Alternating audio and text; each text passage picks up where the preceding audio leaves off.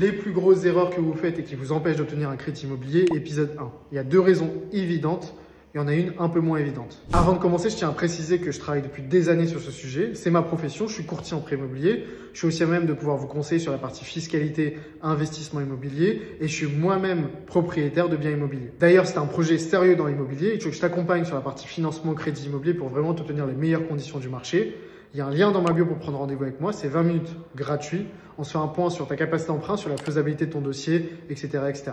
Bref, première raison, c'est les comptes en banque. Il faut qu'ils soient bien gérés, il ne faut pas trop de profil à risque. Ce que les banques appellent profil à risque, c'est vraiment tout ce qui est quand vous allez faire des jeux d'argent, des Winamax, etc., des Betclic, quand vous allez au casino, voilà, tout ça c'est à risque, tout ce qui est crypto-monnaie, etc., c'est aussi très mal vu pour la banque. Donc, au moins sur les 3 derniers relevés de compte, c'est ce que la banque va vous demander, on va calmer le jeu, montrer qu'on n'est pas vraiment un profil à risque, encore une fois, selon les banques. Deuxième raison, et c'est aussi par rapport au compte bancaire, c'est tout ce qui est commission d'intervention, donc du fait d'avoir été en négatif à un moment donné sur votre compte, donc avoir été en négatif à moins 500 € à un moment donné, le mois d'après, vous allez être débité de commission d'intervention, donc de frais, c'est ce qu'on appelle les agios, c'est pareil.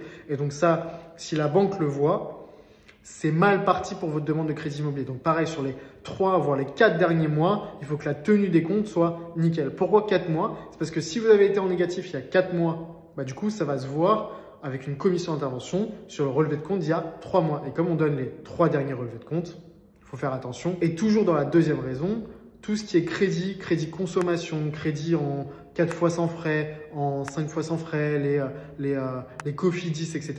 Les banques n'aiment pas trop. Pourquoi? Parce que ça montre qu'en fait, vous utilisez de l'argent que vous n'avez pas pour des choses de consommation classiques, les frigos, quand vous achetez les frigos en 4 fois sans frais, etc. C'est mal parti pour aller chercher un crédit immobilier qui va vous engager pendant les 25 prochaines années. Et enfin, troisième raison, on parle souvent d'apport. C'est combien d'argent je vais mettre dans le projet. Ça, ce sera un sujet au niveau de la deuxième vidéo de cette série.